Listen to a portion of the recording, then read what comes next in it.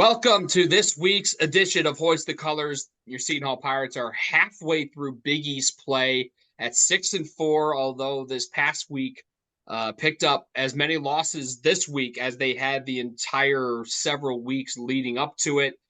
We're going to break it all down and get you ready for a matchup on Tuesday night in the Windy City against DePaul. He's Pat Madden, and our guest this week, he is a Seton Hall super fan. He followed the Pirates for a long time before he ended up coming to Seton Hall, where he also played golf and got himself a ring while playing for Seton Hall, winning the Big East championship a couple years back. It is a guy that I happen to know because he was following my ride, helping lead the Bluebeard Army way back when he was still in high school. Then I was obviously at the Hall as a student, James Bosworth. James, I know this kind of came about pretty quickly, but thanks for being our guest on this week's show, man. No, thank you, boys. I really appreciate it. Pat, I saw you a couple last game before the Providence game. I introduced myself. I saw you with Cody, with one of my good buddies, and Tim. I've been following you around for how long now? It's been, I feel like Almost, six, seven, it's eight like it's years. like getting up there I close to know. 10 It's like, years. and you guys have been I've been watching the podcast and listening. It's been awesome. So, I really appreciate you guys having me on, and we're having a great conversation about the Pirates and what they're gonna do in the next couple of games versus Georgetown DePaul, and we got to figure out if we can get our superstar back, and that's the MIA question right now. So, Well, I mean, let's start first and foremost and address the elephant in the room. Coming off that triple OT loss to Creighton, I was very surprised to see that Kadary was in street clothes and not going to play against Providence. So in a way, it was like things kind of evening out, considering 3 weeks prior, Bryce Hopkins tears his ACL and Seton Hall ends up winning the game. This time around, Kadary is not available for any of it. And it looked like Seton Hall, they started off slow, but they started to get into a rhythm. They go up 10 in the early stage of the second half. And then inexplicably, offense goes cold. Providence makes a run and they leave the Rock with a win. I'm pretty sure this is like the third time in a row they've won in the Rock, which is just nuts, as if I'm being completely honest with you. You guys were both there at the Rock. Unfortunately, I wasn't. It's probably a good thing I wasn't because I was watching it at a bar after finishing trivia, and I'm not gonna lie, I may or may not have you know wanted to throw something across the bar because I was disgusted by what was unfolding. But from your perspective, gentlemen, Pat, I'll start with you. What were you seeing just as the game developed and seeing Providence just chip away and then steal one, if you will? Well, again, I don't know if I'm curious to see how the team was prepared or not prepared for not having Richmond on Wednesday night. Obviously, the fans weren't prepared, although there were rumblings before and after the Creighton game that Richmond may not have been 100% for the Creighton game a week ago Saturday. We all know that he fell awkwardly on his back as like the last play that he was in the St. John's game 2 weeks ago. Then he goes, plays the Creighton game, plays, I think it was 50 of the 55 minutes or something absurd like that. Uh, you know, Somebody, in fact, Adam Zelinka, former guest on the show, had commented in his blog the day after or the Monday after the Creighton game that it takes you a while to recover from playing those types of minutes. So was it a combination of being injured and playing 50 minutes that kept Richmond from playing on Wednesday night? Who knows? But let's fast forward to Seton Hall getting a 10-point lead midway through the second half. Uh, Most of it was driven by Alamir Dawes, who I think his 26 points, I think that was a career high. Uh, and, he was driving the lane. He was hitting a couple of threes.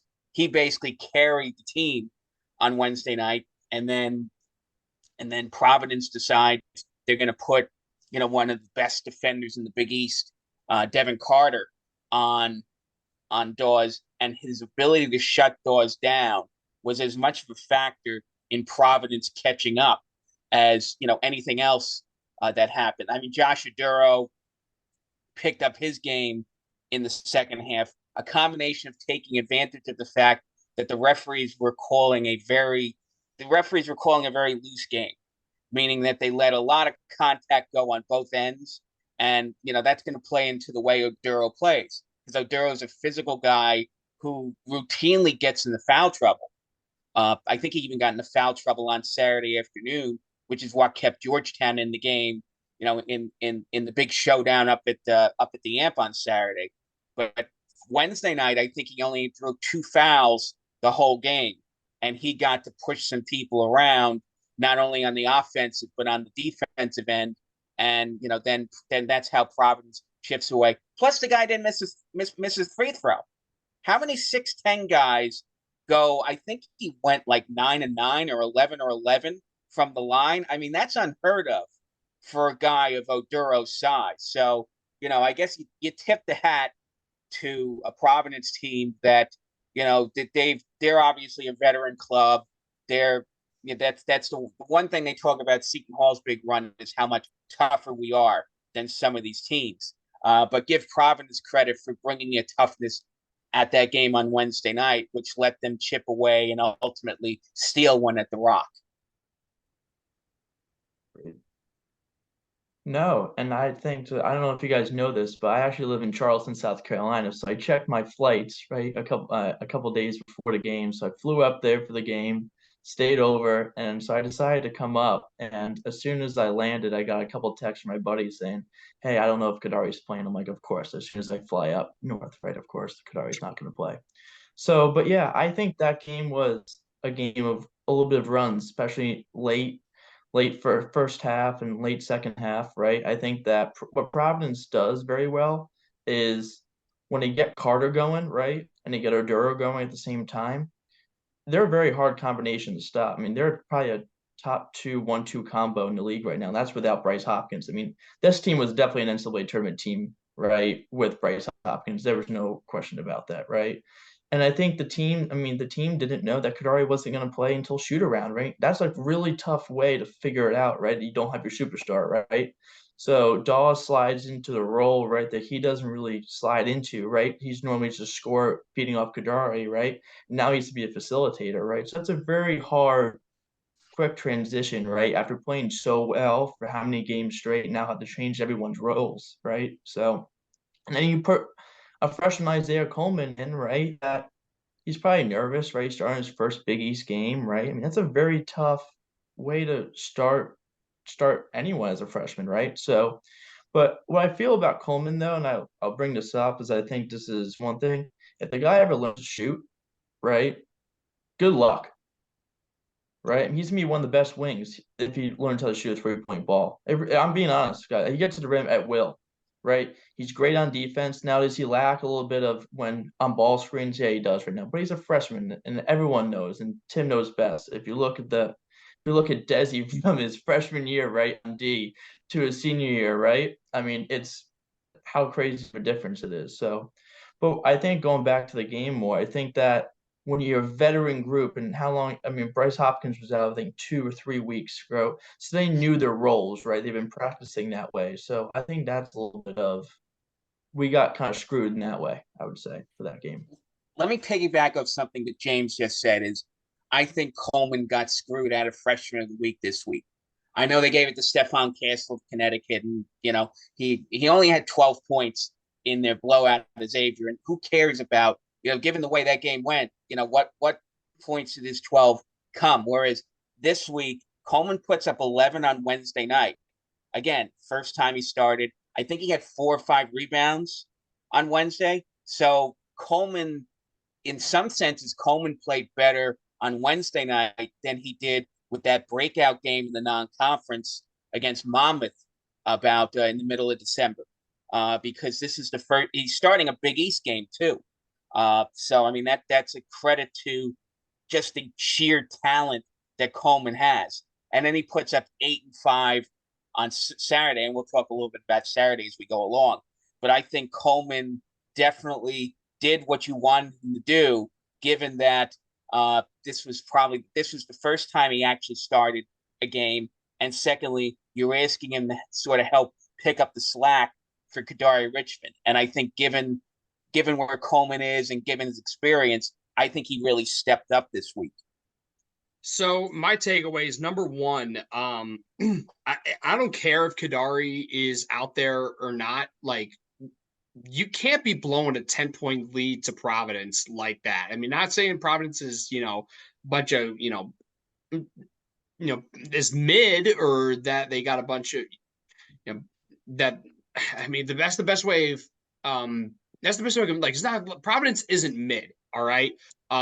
They had their get right game the week before when they, hit the century mark against DePaul. And I was thinking, like, okay, they did that. They're coming off a bye week, haven't played in a week, and now they're going to play us. Like, that should play into our favor. But I mean, we clearly didn't expect, going into that game, like when we recorded last Monday, we didn't think that was gonna be an issue. Like, Kadary's gonna play, like, we'll be all right. But turns out it played more of a role than anticipated. Number two, their 3-point shooting was much better. And another guy that I'm shocked, Carter and Oduro, those are the two guys that get mentioned. But Ticking Gaines was really solid shooting the 3-ball in this game in particular. And his 3-point shooting played a pivotal role in their second half comeback. He's and he in these threes, he was a ticket puncher in this one. Every time he gave him, gave him the tickets, and he punched it in. Like, that's what a guy like him's supposed to do. He's his assignment: get out in the corner or just find some space down the perimeter, launch a three, and he made several pivotal threes in that one. Speaking of the officiating, by the way, I need to point this out. So out of the three officials, you have the lead, who is administering the throw-in on the baseline.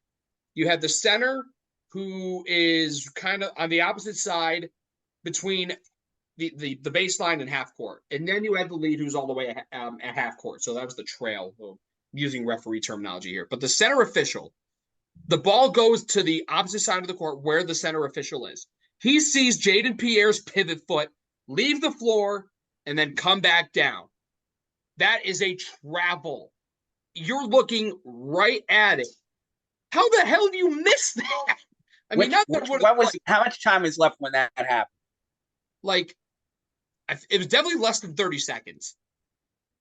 Okay. I mean, just the one call which the refs got it right, I hate to say it, was, I think it was about 7 minutes to go, and we're up 4.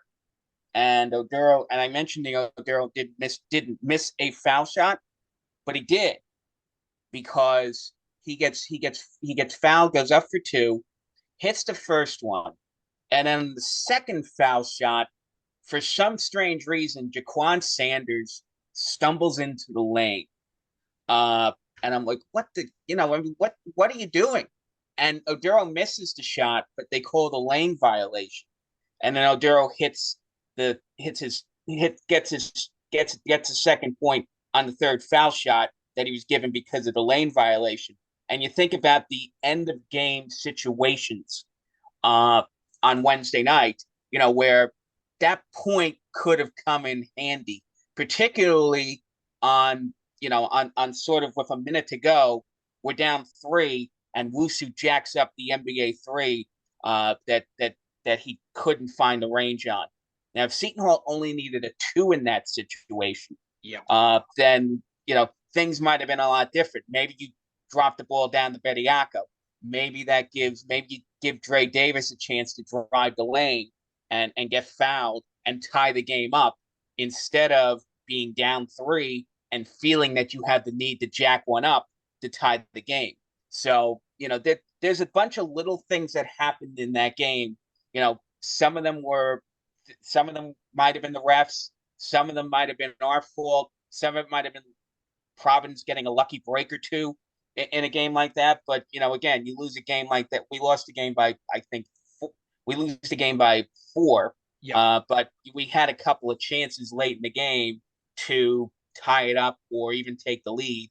and little stupid stuff like that was the difference. It's the difference between winning Big East games and losing Big East games all the time. Yep. And I mean, Agreed. another elephant that needs to be addressed. Dillon went 0 for 13 from the floor. Like, no, that can't happen. But he did Agreed. And play. He I did think have that 12 rebounds though, and he did do a fair. I mean, Carter only got 14 points. Uh, One of the issues talking about ticket gains was that if you look at the box score from the game up in Providence a month ago, Gaines only had 2 points when we beat them up at the AMP. Wednesday night, he goes off for 17 points. And part of that was that when you don't have Richmond, who's one of the better defenders in the Big East in the game, it impacts all the other defensive rotations. Isaiah Coleman, great athlete, but even as James pointed out a few minutes ago, he's going to play defense like a freshman. And unfortunately, when you play defense like a freshman, you make mistakes like I forget to close out on a 3-point shooter like Ticket Gaines. And that's why Gaines scored 15 more points on Wednesday night than he did up at that game up in Providence a month ago. And obviously 15 points, if Gaines only scores 2 points, we beat Providence by double figures on Wednesday. So, that's another thing people didn't really mention is that, the defense takes a hit when you don't have Richmond in the game. No, agreed. And when you don't, your superstars in this league, right, are going to kind of get their own. You kind of know what they're going to get, right? You know what Carter's going to get. You kind of know what Richmond's going to get. It's the third, fourth, fifth options, right, that win Big East ball games. And Ticket Gaines did that, right? And Dylan Day-Wooster lost it for us. I mean, you only lose by a couple points, right? I mean, I know Dylan had 12 rebounds, but you can't go for 12, as Tim said, right? So that's just what it is. In a game like that, when you're without your best player, your third and fourth options have to step up, right? I mean, Almir Dawes did what he needed to do, right? I mean, he does what he does. I like Dawes, right? And I think Dawes was getting a lot of heat in the beginning of the year, right? And what he was is he wasn't making shots, right? And he's a shot maker and shot creator. But what he does now is he doesn't force it as much as he used to, right? And what I liked about Sanders, right, in the beginning when he was in for his limited minutes, he didn't force, right? So, but now he's trying to get his points off and he does a lot of floaters and he misses and he's not.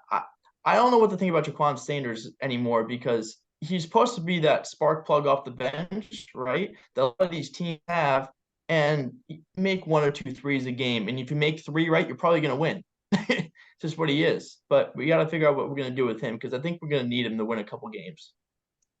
Yeah, very much so. I mean, I said in preseason, like if you can develop Jaquan into a guy that you can rely on off the bench to, get a couple good looks, knock down at least a 3 every single game or, and get you any kind of points. If you can be in that 5 to 6 point range off the bench, that they'd be in very good hands because, compared to some of the best teams in the league, like you got to have a good quality bench because if your starters don't have it, you need people off the bench that's going to pick up the slack. And Sanders was very much up there as a guy I had expectations for to be one of the top bench options, along with, as it turns out, Elijah Hutchins Everett. That I mean, he had another really solid game against Providence. Continuing his hot streak that began kind of, in the beginning of that 3-game homestand. And it sucks that out of that 3-game homestand, you only win the first of those 3. Second one really could have gone either way, but ultimately it didn't. And then they laid an egg in the final leg of the homestand. And that negative momentum, early on, it didn't seem like it carried over out in Milwaukee, but it settled in. Marquette settled in, and did they put a hurting on the Pirates. And the offense also, I mean, they started off really strong, and then they just looked completely lost. I thought if they were going to look lost, it should have happened the game before that. I mean, either you could take this. I mean, what went wrong offensively and defensively, for that matter, that allowed Marquette not just to beat Seton Hall in Milwaukee, but run them out of the Fiserv Forum? Well, I said this after the game. I think that second half that Marquette played, that showed that them beating Kansas them beating Texas, them beating Illinois was no accident. Kolek and Iguodaro got anything, and they went, that they might as well have been playing traffic cones. But that's just the nature of how tuned in those guys can get. When Marquette has it going, and then David Joplin, the play I think that might have turned the whole game around, but definitely turned Joplin's game around I think it was the last shot of the first half when he's going up for a three in the corner, kicks his leg out. And we talked about this on the podcast last week about the fact that, kicking your leg out is sort of, I don't know if you called it a flop, but it definitely is something which has become a point of emphasis because everyone knows what James Harden does. He's been kicking his leg out for years and drawing fouls, and then basically said, "Hey, you can't do that because you're initiating contact." Yeah, therefore it's an offensive foul. Right. So when Joplin takes that three and kicks his leg out, and then they give him the 3 foul shots at the end of the first half, that got Joplin was almost a non-factor in that first half. And then Joplin goes off for 12 points, pretty quickly during the second half. And the combination, Joplin hitting threes opened everything up for Kolek and Iguodaro to just, play, pitch and catch the rest of the game. And that's why, Marquette, got the 18-point win because they just got their offense going to, they look like a top 10 team in the second half. And, I would venture to say that I don't know how much difference Richmond would have made in that game if Marquette has it going the way, because look at the teams. Kansas, a top 10 team. Well, they've been the top 10 team, couldn't even bother to slow Marquette down. Illinois looked lost in some of that, and Illinois is a team that's been in the top 10. Seton Hall's not, we like to think that we can be on that level, but honestly, if better teams than us have struggled to slow Marquette, and I'm not making excuses. I mean, we saw the not so good Alamir Dawes on Saturday afternoon. We didn't get any. Everett scored no points. Dre Davis struggled. Sanders didn't score any points. The only guy and Wusu hits 2 threes early in the game, and then he goes missing the rest of the way. So really, this game was Jaden Bediako and not much else. And as we've mentioned a few times in the last few minutes, you can't, if you only got 1 or maybe 2 guys going in any particular game, you're not going to get a lot of W's in the Big East.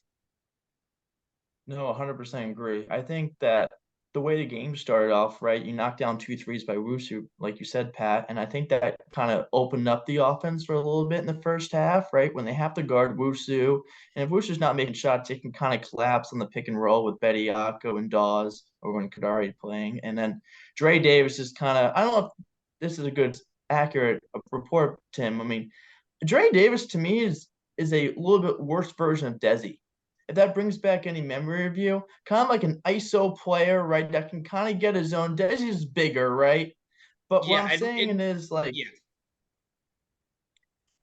I kind of see him as that way. I do. I think that if he got to kind of get his own bucket, right, he can kind of do it. I know Desi's better scorer than Dre is, but I don't know what you're trying to do when Dawes doesn't have it. And then if you look at the defensive end, right, when Kolek and Iguodaro, right, when Bediako's in there, Bediako, if you ever watch, hedges on our ball screens so far out, right?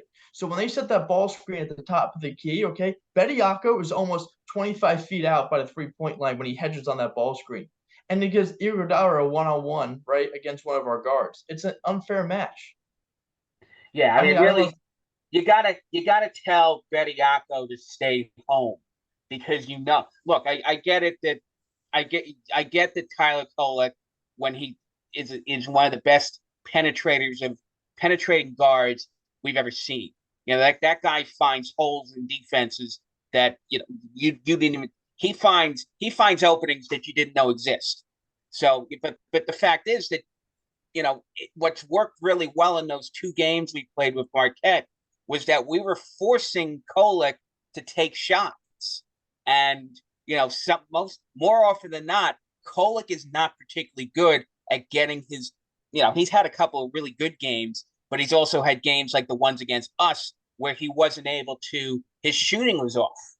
So if you're picking your poison, I'd rather have Tyler Kolek trying to hit 10-foot floaters down the lane than OC Iguodaro hitting slam dunks. So I mean, if it means that Bediako or somebody else has to come help when Kolek breaks through the front line, so be it. That way, at least maybe he'll miss, as opposed to we know Iguodaro's not missing a dunk, or Iguodaro's not missing a layup from 2 feet in. So I want to address the Desi comp with Dre. So it's weird how they're each listed at 6'6", but Desi felt like a much longer, much more agile and athletic 6'6". I mean, and the thing is with Desi, like it took him until his sophomore year to develop a 3-point shot. And with Dre, I don't think Desi ever had to be that much of a volume shooter, because I remember Dre taking like 10, I think it was 10 shots in the first half. I'm like, what? Like, of all the people I would expect to be taking that many shots in the first half of that game without Kadary, I thought it would have been Dawes, but it was Dre, and that kind of surprised me a little bit. I mean, he's a good 3-point shooter, but he's not like a great 3-point shooter. Like, if the game's on the line and we need a 3, out of the starting 5, Dre's probably definitely not my number 1. He would be either 2 or 3, in my opinion. Like, with Dawes being 1, and then two or 3 is between him and, I hate to admit it, but Dylan Adewuzi, because when Dylan gets going, and if he's hot, he can knock him down. But obviously he's better shooting in rhythm rather than, taking off the dribble and pulling up from 3. And Dre has something that Desi really didn't. Like, Dre's fadeaway game is pretty good. I wasn't anticipating it to be as good as it was, especially because he was hitting fadeaway after fadeaway. Some tough shots against Creighton and just hitting almost every single one. I think it was 10 for 12 from the floor in that loss to Creighton. But yeah, I hate to admit it, but that game just shows, like, damn, we need Kadary back as soon as possible. And the good thing is, because, and let's segue into the fact that we're playing DePaul on Tuesday night in Chicago, I think that transitions perfectly the fact that, like, we don't need Kadary in this game. And that's, like, it's not a knock, maybe it kind of is against DePaul, but personnel-wise, you don't need Kadary to, like, really stifle and disrupt guys like Jalen Terry, Jeremiah Odin. I don't think Chico Carter has played recently. Carter's hurt. That's Carter's apparently out for a month. Yeah, so like Terry, in fact, I'm blanking on these guys. Just Jeremiah Odom, Deshaun Nelson. Yeah. It's more for the guards. It's more for the guards because they're very much guard driven. They have like no size, which should play into Seton Hall's advantage. But in the backcourt, like, you don't need Kadary to stifle their backcourt because they just don't have it. I will say, though, they've looked a lot better under their interim coach, Matt Brady. Like, it's already promising because, the 2 games that Brady has coached at DePaul, they've covered both times. Like, listen, they're not wins, but they're results. And it's a hell of a lot better than what they were getting out of Stubbs in the 18 games prior to that. So I know that apparently, I think Jerry Carino tweeted that the team they flew back to Newark, and then they're going to fly back out to Chicago, which logistically doesn't make any sense. But that's a discussion for another time. I'm not an aerial travel expert or analyst, so that's not my place. But tomorrow night in Chicago, this is like Providence had it a couple weeks ago. This is going to be their get right game because right after this, they get a bye. and then they enter the month of February by getting Georgetown, which we'll discuss next week. But James, I'll start with you this time. Going into this game with DePaul, again, I don't really see the need for Kadary to play. Like, give him an extra week to get ready for the home stretch. But to be 6-4 halfway through Big East play, and to get this opportunity to get right to start the second half, I mean, how are you feeling going into this matchup at Wintrust? I mean, if you told us right after the non-conference would be 6-4 at this point, I think everyone would have signed up for it, right? There'd been no Seton Hall fan who wouldn't have signed up for it, in my opinion. So I think this is a kind of a get right situation, right? Kind of exactly what you said, Tim, with what happened with Providence. I don't know what you do with Kadary. I'm kind of iffy on it because I think they might bring him, right? You don't know if he's not, if his back can maybe put him on a plane or not for 3 hours. But I don't know exactly what you do with him because I don't know. We don't know his injury, right? If we don't know his injury, we don't know exactly what if he can even play. That's a different story. We got to give him another week. But it's a must-win game. Shaw said it after the game versus Marquette. It's a must-win game, as you said to Carino, right? So I think what we have to do, right, is we got to get back on track. Run ball screens with Bediako, get Dawes open, Dylan going. I mean, there should be no problem with 15, 20-point victory, right, for a really good. We're top 30, top 35 team in the country, right? This is what we are. I think when Kadary's back, we're top 25 team.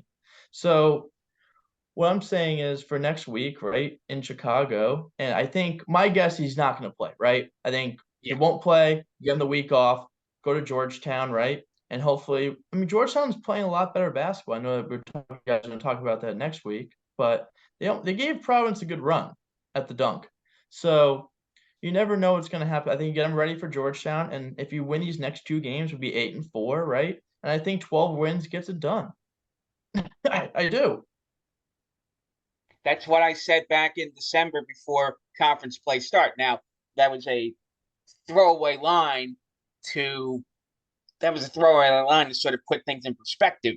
But when you start 6-1, the reality of winning going 12-8 is out there, particularly since we still have the two games left at the ball, the game with Georgetown at home. Yes, we still have the game with Georgetown at home. We get to play Xavier, Butler, and Villanova at home.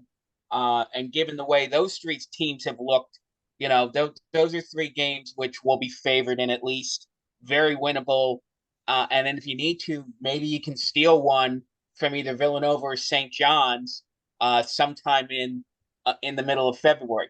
I will say, all things being equal, getting Richmond at least a few minutes tomorrow night will do a world of good in a couple of areas. First of all, I think if Richmond doesn't play tomorrow night, given that we have the bye over the weekend, it's just another week of that cloud hanging over the team. Even if he gets on the court, even if he only plays 5-10 minutes, at least then you've got the sense that he's still here and he's still. We've talked about Desi Rodriguez, of all people to mention, and we mentioned, of course, the unfortunate incident up in Providence. If you remember, late in that 2017-2018 season, a lot of people were talking about, when does Desi Rodriguez come back? And I think Kevin Willard gave Rodriguez a few minutes in that Big East quarterfinal against Butler. Even though we lost the game, and even though we were already in the tournament, he gives Rodriguez a few minutes in that game, which was, I think, about 2 weeks after he went down in the Providence game. Right. And I think at least that gave you the sense that going into the NCAA tournament, Seton Hall was going to be fully healthy and ready to take on whoever we had to face. And I think it gave us a boost of confidence in winning the North Carolina State game and then taking Kansas down to the closing minutes. So in that sense, if you see Richmond on the court, even for a few minutes on Tuesday night, it not only gives the team a boost, but it gives the fans a boost. Because as much as people were talking about how sort of weird that crowd was on Wednesday night, I, for one, thought part of the reason for that was that nobody really knew how to react, given that where's Kadary Richmond? And I think that's just something which is in the back of every fan's mind about, you get distracted from the action on the court because, you're like, what's happened to Richmond? And then you flash back to last season when Richmond missed the last month of the season, and that was the difference between a team that could have made the NCAA tournament and a team that got bounced out of the NIT the first night. So I think in terms of just to make everybody, just give everyone a shot in the arm, even if you don't need him, and even if you give him token minutes on tomorrow night, those token minutes go a long way towards, putting everyone in a good state of mind for the real action, which starts next Wednesday against Georgetown. Yeah, and I was going to say that even after the loss to Creighton, a 3 overtime game, right? I mean, I think Kadary Richmond was probably front runner to the Big East Player of the Year. I mean, I don't think that's a crazy statement to say out loud. I think that's a very my thing is if he doesn't play 3 straight games, it might be hard to win that award. Right? I mean, you play 20 games, but maybe 3 is okay, right? But I think and also if you play him for 5 or 10 minutes, he's not going to get his numbers. I think if you're going to play him, right, I think you might just play him 20, 25 minutes first of all. Let him get his 12, 14 points if he's going to play. If not, just rest him, play him for Georgetown, and kind of go on your run from there. Yeah, I agree. I think the expectations for this game, specifically for Kadary, I don't expect him to play. But that's actually a really good callback that Pat mentioned about Desi.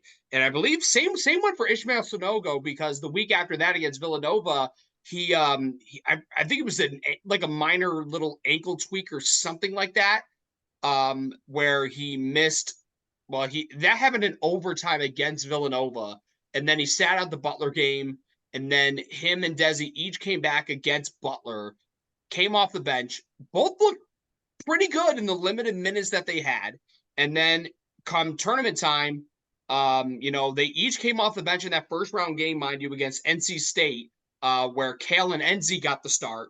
And that was perfect because you needed more energy out of those 2 guys specifically. To coming in a reserve role, having 2 seniors like that was going to be huge.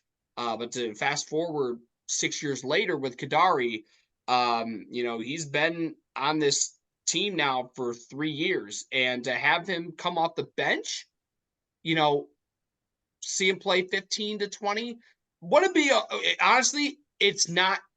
At first I'm like, oh, why would you do that? And like, but as you made the case, I'm like, yeah, that I don't see the harm in that, just as long as you don't put him in a situation where he could potentially get hurt. And what better opponent to give him that opportunity than against DePaul, because I don't think they're going to really like rough him up, or like he's going to get his confidence back. He's going to score at will and make plays like he does. He gets to play Jalen Terry, who, no offense to Jalen Terry, but, he's not. Jalen Terry could have been one of the elite guards if he had his head on right. But I don't think, and it's sort of a sad that I was going to comment that Jalen Terry is sort of the poster boy for everything that went wrong with DePaul, because Stubblefield had recruited him for Oregon. He doesn't play much his freshman year, and then when Stubblefield gets the job, he follows Stubblefield out to DePaul, and the thought was that Terry was going to be one of the better was going to develop into one of the better point guards in the Big East, because he's a 4-star when Stubblefield recruited him to go to Oregon. And then part of it was because he was injured, but part of it just looks like he's been disinterested the last 2.5 years. So, I don't think that Jalen Terry would have provided much of a test for Richmond. One more point about Richmond before we move on to something else is and Holloway said this at the end in the press conference on Saturday. It's really on Richmond as to whether he feels that he's capable of going out, because there's something else. There's other things to consider here. Richmond, for better or for worse, is going to be a pro someplace when this season ends. People were mumbling that he was moving up the draft boards before the Creighton game. Maybe he could have snuck into the second round. We saw Andre Jackson go from somebody who is getting very little consideration in the draft to Jackson getting drafted at the top of the second round in last year's draft. So part of the thinking was that Kadary Richmond could have been that guy. And even if he's not a guy who the NBA is targeting, there's no doubt he could go off to Europe and make a nice amount of money because 6'6" guards just don't exist in European basketball. So he could have a nice little career playing out in Europe if the NBA doesn't come through, and he's got to think to himself, well, if I go out in this Providence game or I go to this Marquette game and I had this little back injury that I've had in the past, and I tweak it to the point where I really can't play or I make it really worse, I hate to go back to Miles Powell. And that's got to be, you got to think to yourself, it's one thing to say my back feels fine. It's another thing to say that my back is not ready to take on playing a high level competitive basketball game. So unfortunately, we're sort of at mercy as to when Richmond feels that he's ready to go, and knock on wood, hopefully having the last, let's say, 8 or 9 days where he hasn't really, the 8 or 9 days to sort of rest, and even if he doesn't play tomorrow night, then he has a little more than 2 weeks to get himself back together. Maybe that's when he's back in the right frame of mind, physically and mentally, to be ready to give it a go and hopefully compel us to an NCAA bid. Yeah, and listen, honestly, when it comes to this stuff, like, I think this is a marathon, not a sprint. You got to play the long game here, and you got to just take it. You can't risk anything. I mean, I'm gonna just, instead of going around it and making this a long story, I'm like, you're gonna keep this long story short. This is a marathon, not a sprint. Just make sure that he's good to go, because I think we all know that this team is more than capable of being a tournament team. And when Kadary's on this healthy, they are a tournament team. So you need his health for the long run, and you're going to need him when they play, like towards the end of the year. They got Creighton and UConn on the road.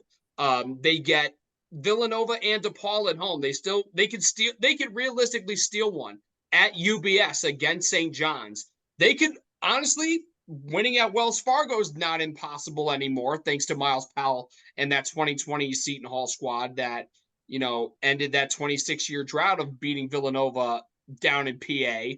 So who's to say, like, when Kadary's healthy, let's just say Seton Hall wins this game, which I believe they will. I don't know if they'll blow them out, but like make it ugly. But Seton Hall should win by double digits. I wouldn't be shocked if DePaul cuts into it in garbage time and somehow Matt Brady gets to cover again. But for them to be 7-4, and you look at the remainder of the schedule, which I don't want to expand on it too much, but you look at the opportunities ahead. Still got home games with Georgetown, Xavier, Butler, Villanova, and DePaul. Like, I think those are all 5 of those. You could win all 5. I think the expectation, win at least 4. I think that's a fair expectation. And then out of the road games left, I mean, you got Villanova, St. John's, Creighton, and UConn. Like, I think if you win one of them, and I think you're in good hands, but if you could steal Villanova and St. John's, oh my God, that'll be immense. And that will get them to be a lock come Selection Sunday on St. Patrick's Day. But yeah. No, I think you're right. I think you're right, Tim. I think play the long game here, right?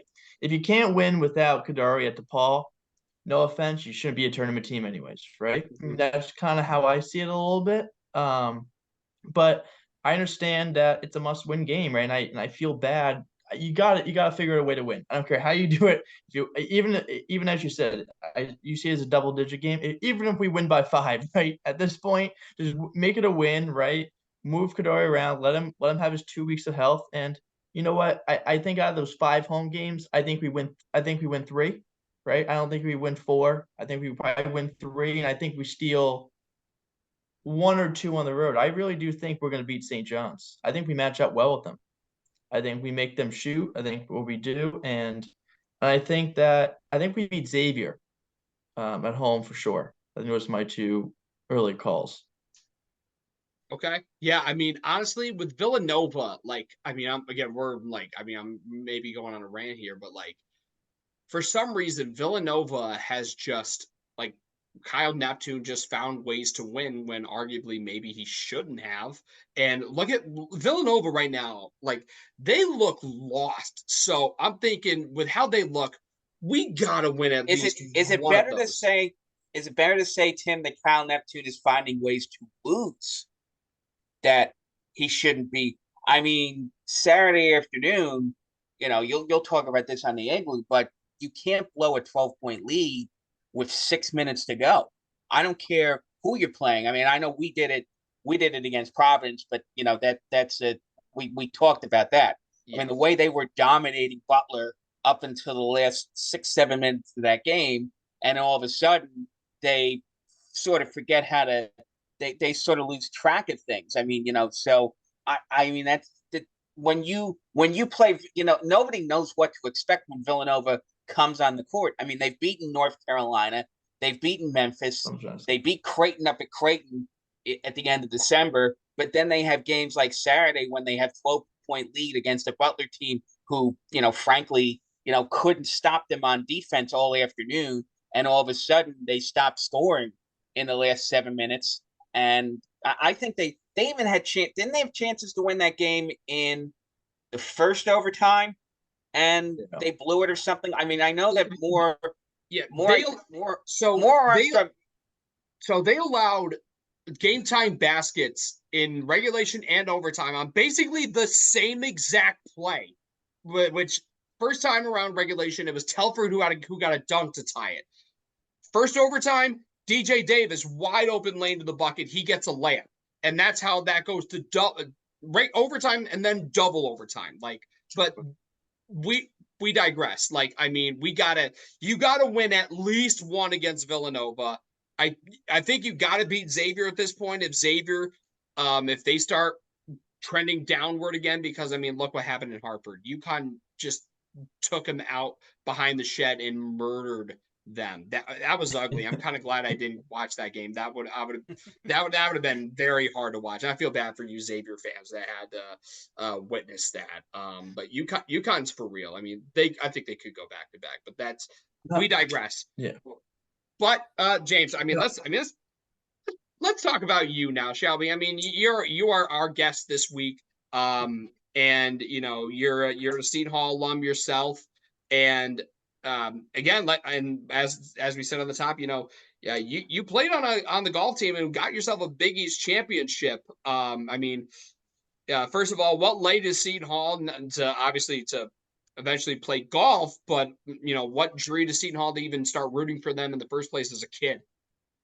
So funny story. So my dad's dad went there. My mom's dad went there. I've had over, I think, 13 or 14 family members have gone to Seton Hall, right, all together. I mean, it's a totally family legacy, right? My dad wasn't writing the check for anywhere else, right? So I gotta had one option, right, growing up. And growing up in Connecticut, right, I was always the kid rooting for Seton Hall, and everyone was rooting for UConn. So I loved it, and going there and getting recruited for golf was one of the most amazing opportunities of my life, I would say. Going to a school I always wanted to go to was something that I couldn't pass up, right?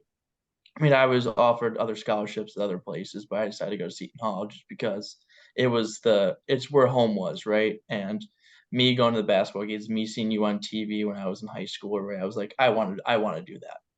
And I'll be honest, like that's what I wanted to do. I wanted to go to basketball games. I wanted to be part of the family at Seton Hall, and I felt like I could do both with golf and be a huge basketball fan because it's kind of in the winter time. So a little bit more I would say is just my whole family went there. I would go back more. My dad's been around the program for a while, and I kind of just always followed him. We watch every game together, right? I mean, there wasn't a game we ever missed, right? I don't remember the last Seton Hall game I missed on TV or going to games. And we would drive, like we grew up in Connecticut, and we were 3 hours each way, and we would drive to 6, 7, 8 games a year and go to the Big East tournament every year. Like we're all in, right? There's no other.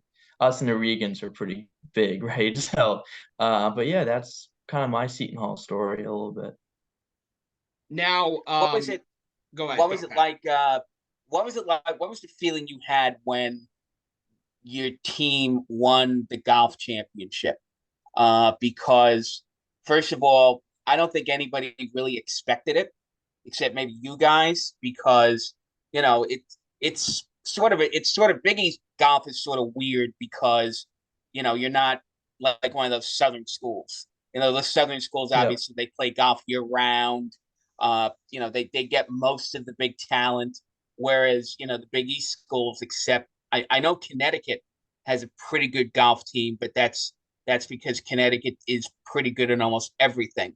But you guys are sort of underdogs going into that Big East championship. So what's the feeling like when you're sort of, let's say, quote unquote, shocking the world and winning that Big East title a couple of years ago?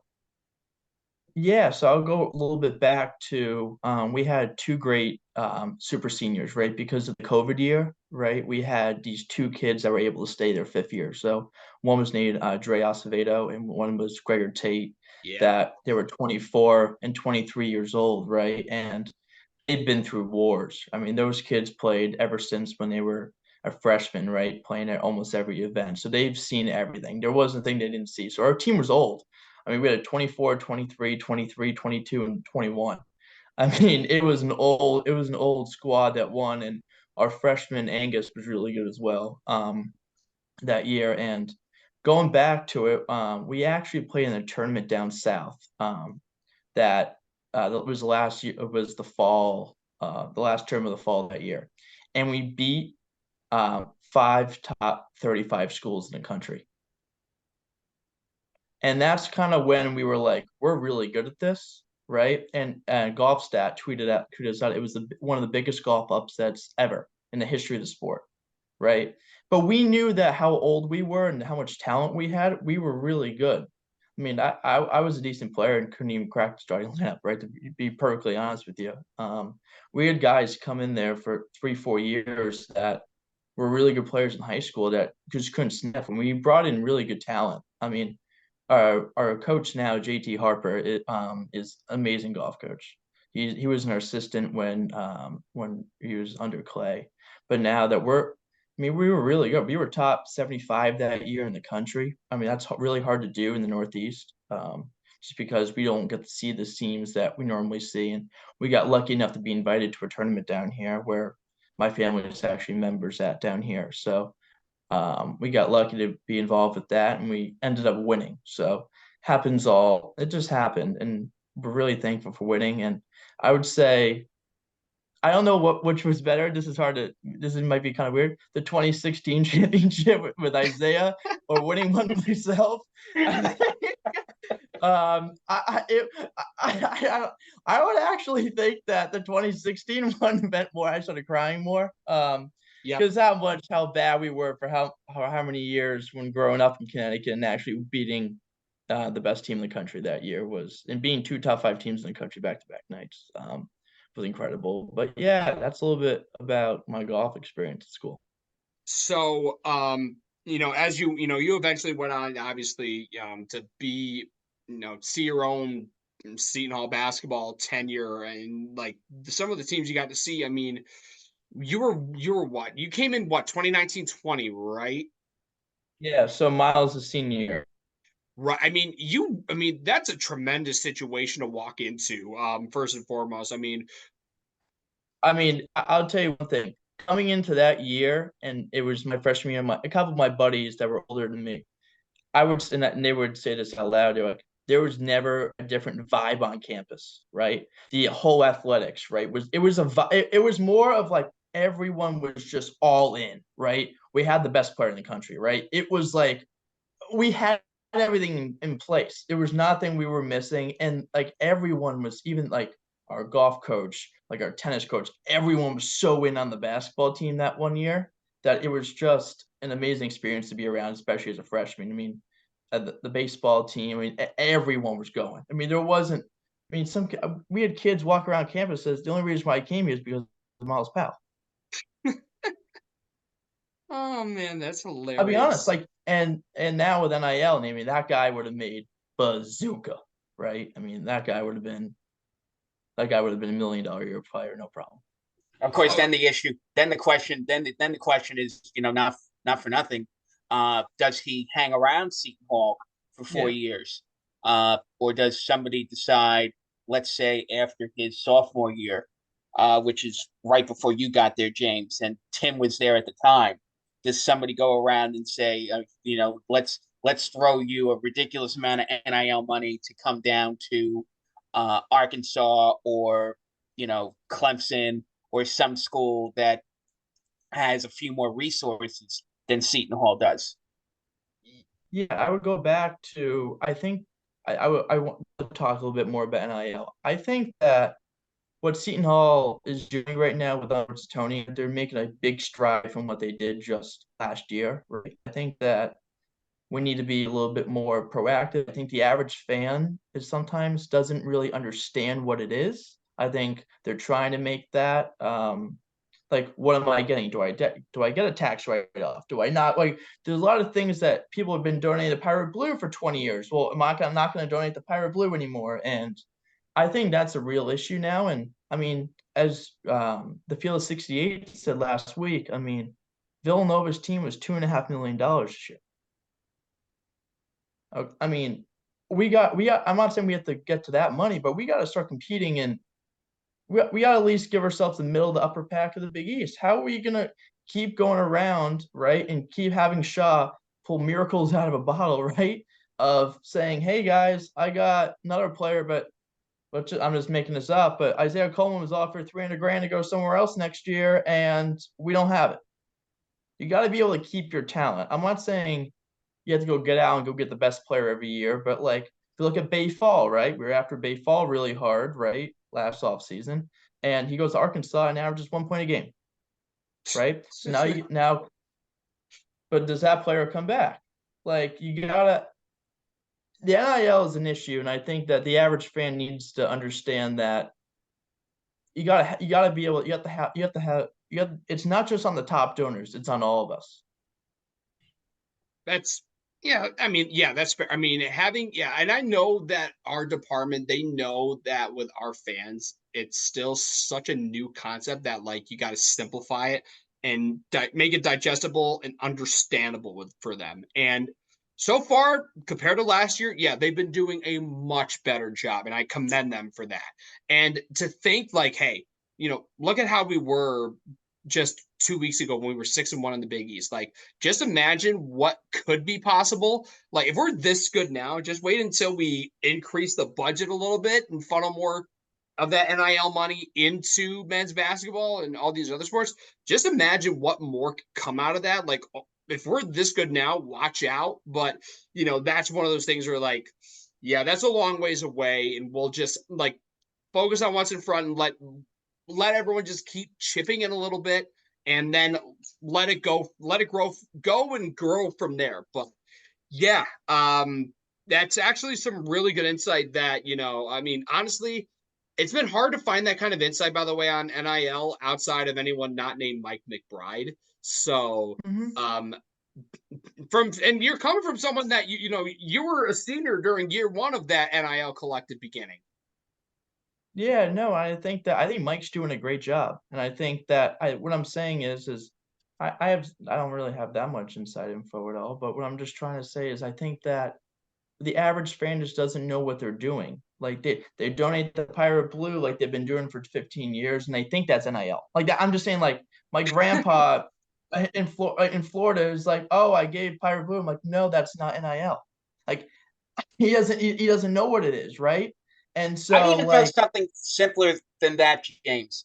Is what was it? I think it was last Christmas of 2020, right before Christmas of 2022. And this is before McBride shows up, of course. They finally break out jerseys that people can buy. But why, if you're instead of buying the Hall 56, which is good, why not buy uh, a Richmond jersey? Why not buy a Coleman jersey? Why not buy a what's another good example? Even Malachi. I don't know what Malachi Brown. Buying a jersey of a current player. Yeah. Because agreed. the player's getting a piece of that money. And it's just, again, it's a simple thing. Look, if you're spending that much money on season tickets, you're spending that much money on parking, you're spending that much money buying beers and other refreshments at the game. $5 glizzies. Well, right, all that stuff. But the point is, you're spending how much money on season tickets? What's another $100 to buy the That's why jersey of your exactly. favorite player? And the point is that if you're not doing that, the value of your tickets. I mean, you look at the crowd on Wednesday night, and you're thinking, how many of these season ticket holders don't show up? If you're not giving to the NIL, the product on the court's going to be mediocre at best, and the value of your season tickets, you've just basically, if you've spent, let's say a family of four spent, let's say $1,500 on a 4-pack of tickets, and the team stinks. You're basically going to flush all of these tickets away. But if you throw another $100 in to buy a Coleman jersey or a Brown jersey or a Richmond jersey or a Dre Davis jersey, again, the product's going to get better if you're making an investment to making that product better. So I think that's something else that fans need to consider. And it was a good thing, I think, when they've done the jersey stuff lately, that they've been showing the Richmond jerseys and the Wusu jerseys and some of the jerseys of the current players that fans are starting to buy. I think that's something that if you can build some momentum in that direction, you're not only putting money in the pocket of the players directly, but you're also improving the product on the court. No, and I totally agree with that. And I think that we can't just keep expecting, right? Oh, Shaw did it with that talent at St. Peter's, but in the Elite 18, right? And that's like what people say. Oh, Shaw with this. He's not going to be able to in the Big East. It's just not. It's not functional. Like he played in the MAC, right? He had to beat 2 or 3 teams, right? They were better than him. He made the dance, right? And he went on a run, right? You can't make this guy have his hands tied behind his back. Is the best analogy I've heard, right? You gotta help. You gotta help the man. And it's just not fair to him. I think he's a great young coach, right? That we could have here for no joke, for 20, 25 years, right? And that's something that the fans need to get behind. Is he's not going anywhere. And by the way, I have no fault for Kevin leaving. By the way, I know that came out of random, but I have no fault for Kevin leaving, right? He did exactly what he was supposed to do. He's a great coach, right? And now Maryland, that fan base is on him for no. I mean, it's like sometimes I like you have to realize that sometimes making a little less is, but the longer you're there somewhere, right, might be a little better. But I loved Kevin, and I think Kevin did a great job and handed it right over to his right hand man, Shaw. And exactly what he said after the TCU press conference. People didn't like what he said. Okay, it's just one of his best friends in the world, and he's going to get 10x raise. I think any good buddy would want their buddy to make a 10x raise, right? It's kind of like people went after him on that comment. Oh, if I'm not here next year, I would love for Shaw to be here. Yeah, it's helping out one of your good buddies that he coached under for 15 years. Of course you're going to do it.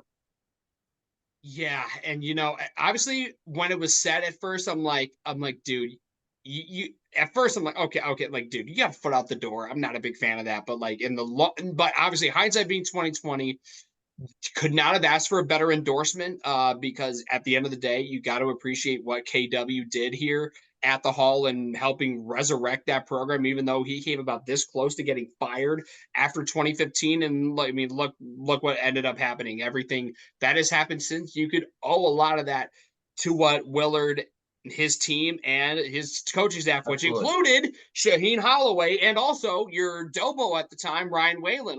You got to give the assist to those two guys, especially. Agreed. And here's the thing: Shaw's plan, it can really only come to fruition with the help of. It's kind of like the PBS adage, like this program is brought to you and by viewers like you, Yep.